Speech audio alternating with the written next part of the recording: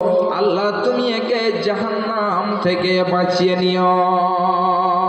তাহলে একবার বলুন তো, আমরা কয়জন আল্লাহর কাছে নাজাত চাইছি?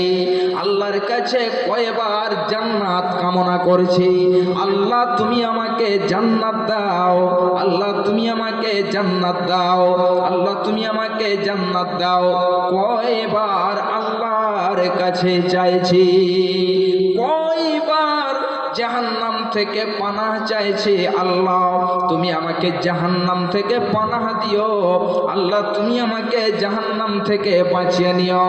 এমনি করে আল্লাহর কাছে কয়বার যেন নাজাত চাইছি। ভাইজান বাপজানেরা আমার, খুব ভালো করে শুনুন, এই জাহান্নাম থেকে বাঁচার জন্য পৃথিবীতে নেক আমল করতে হবে। এবং বিশ্ব নবী সাল্লাল্লাহু আলাইহি ওয়াসাল্লাম প্রায় এই যেন দোয়াটি পড়তেন, রব্বানা আতিনা ফিদ দুনিয়া হাসানাতাও ওয়া ফিল আখিরাতি হাসানা ওয়া কিনা আযাবান নার। আমাদের সবারই জানা আছে, রব্বানা আতিনা ফিদ দুনিয়া হাসানাতাও ওয়া ফিল আখিরাতি হাসানা ওয়া কিনা আযাবান নার। এই যেন বিশ্বনবী আমার পড়তেন।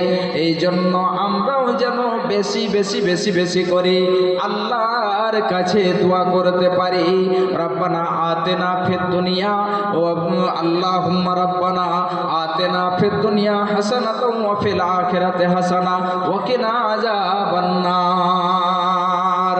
ভাইজান আমার, বাপজানেরা আমার, এই পৃথিবী এমন যেন পৃথিবী, এই পৃথিবীর যদি রং তামাশায় মায়া মোহাব্বতে পড়ে যান, তাহলে কিন্তু আপনি আর জান্নাতের পথ খুঁজে পাবেন না।